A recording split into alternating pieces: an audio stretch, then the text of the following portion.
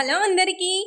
వంట రాణాలు కూడా ఈజీగా చేసే గోధుమ స్నాక్స్. పిండితో స్వీట్ అంటే హాట్ స్నాక్స్ చూపిస్తున్నానండి. శర్కర పానాలు అలాగే బెల్ల కాజాలు అంటారు వీటిని. ముందుగా మనం గోధుమ పిండి కొంచెం తీసుకుని అందులో కావాల్సిన చక్కెరలో మనము 2 యాలకులు వేసి మిక్సీ పెట్టుకుని ఆ చక్కెర పౌడర్ అనేది షుగర్ పౌడర్ మనం గోధుమ పిండిలో కలుపుకొని తర్వాత కాసిన నెయ్యి అన్న లేదంటే గీ అన్న అందులో వేసుకుని కలుపుకోవాలి. నెక్స్ట్ కాచి చల్లార్చిన పాలుతోనే కలపాలండి పిండి, వాటర్ అస్సలు వేయకూడదు.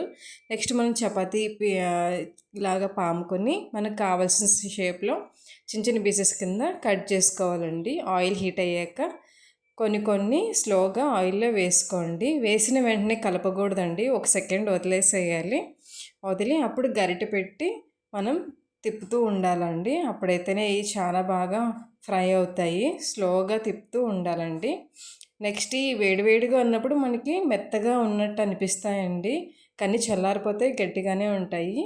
ఇలా గోల్డెన్ బ్రౌన్ కలర్లో వచ్చినప్పుడు మనం తీసేసుకోవాలి. చక్కెర పానాలు అయితే చాలా టేస్టీగా చిన్నపిల్లలు కూడా ఎంతో ఇష్టంగా తింటారండి.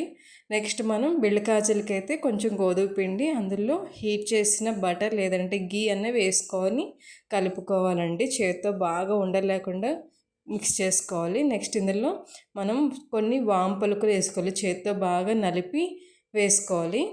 నెక్స్ట్ అలాగే సాల్ట్ వేసుకోవాలండి. కావాల్సిన సాల్ట్ వేసుకుని ఇలా చపాతీ ముద్దలాగా మనం వాటర్ వేసుకుని మిక్స్ చేసుకుని చపాతీ ముద్దలా చేసుకుని నెక్స్ట్ చపాతీలా ఒత్తుకొని మనకు కావాల్సిన షేప్లో చిన్న చిన్న పీసెస్ కింద కట్ చేసుకోవాలి.